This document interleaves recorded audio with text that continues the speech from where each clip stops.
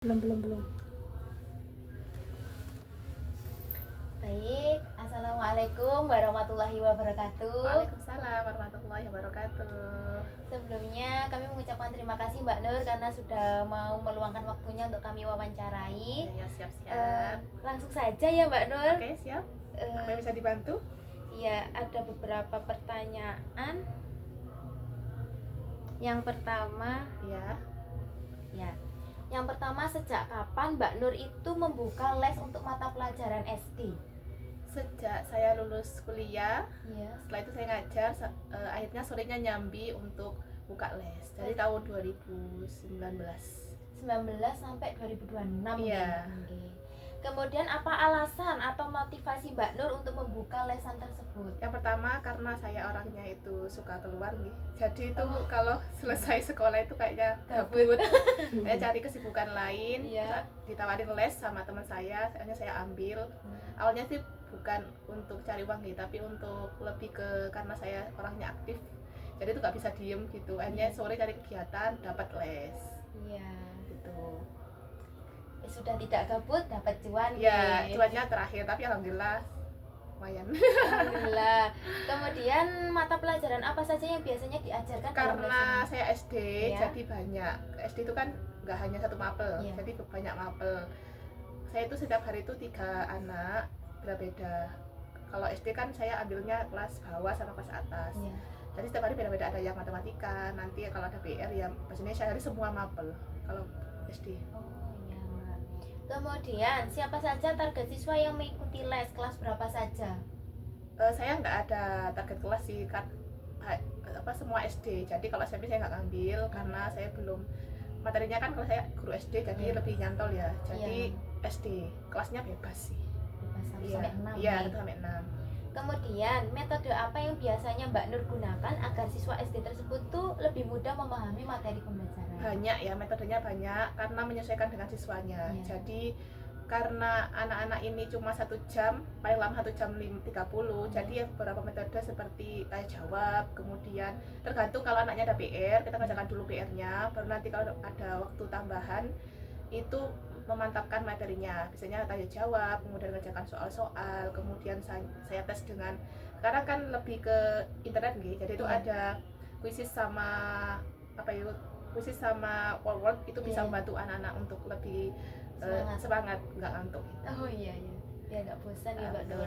Kemudian bagaimana cara Mbak Nur untuk membuat pembelajaran menjadi menarik dan tidak membosankan? Itu tadi nggih? Ya betul, tapi ada lagi caranya. Itu kan saya kan juga bercanda, kadang itu anak-anak di sela-sela itu saya candain, jadi nggak tegang. Kan 1 jam itu ya kadang lama kadang nggak, tergantung. Kalau dia nggak suka pelajarannya, saya kan udah tahu nih dia nggak suka, berarti apa yang saya berikan supaya dia lebih termotivasi, seperti ada game, kemudian tak candain gitu. Maksudnya saya dapat, kalau pinter ini nanti ada dapat hadiah gitu. Reward ya Reward. Iya. Kemudian sudah Mbak Nur? Sudah. Mohon maaf. Kemudian apakah ada media atau alat bantu yang digunakan saat mengajar? Kalau media sih beda-beda ya. Kalau saya itu kan maksudnya ada yang di Min 1 itu medianya dia tab biasanya, dibantu oleh gurunya. Saya hanya menambahkan, tapi lebih banyak ke tanya jawab sama pemantapan materi. Kalau ke media kadang tuh waktunya sedikit, jadi nggak nyampe. Sedangkan diparuh sama PR-nya. PR. Banyak soalnya.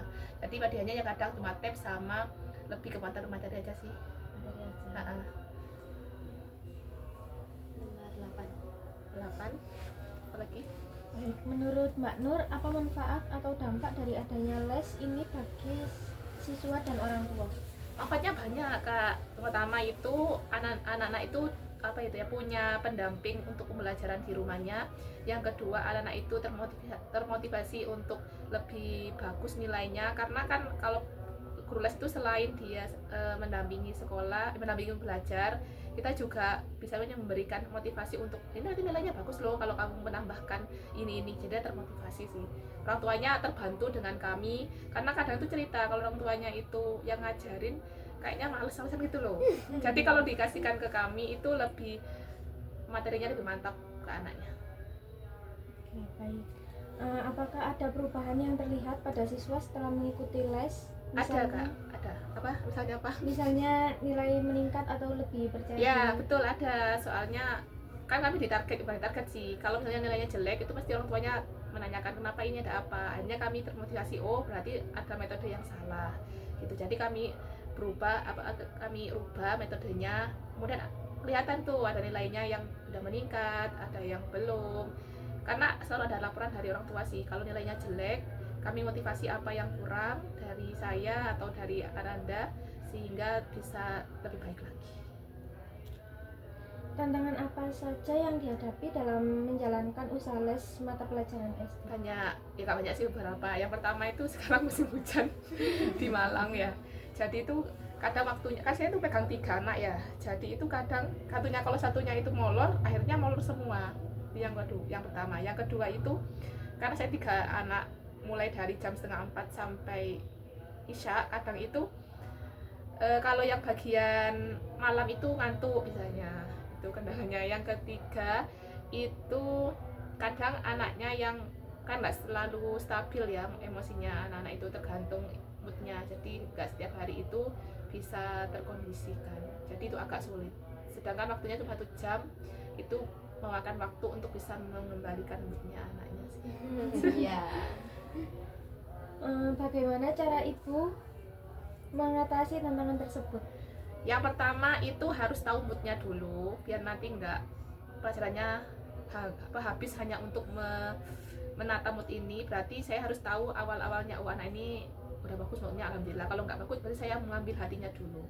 Yang kedua itu komunikasi sama orang tua, misalnya karena jadwalnya kadang tuh mepet, jadi tuh sebelumnya tuh saya sudah komunikasi bahwa nanti jamnya nanti telat gitu, komunikasi ke orang tuanya. Yang kedua menjaga mood anak supaya tetap bagus nanti nih pelajarannya.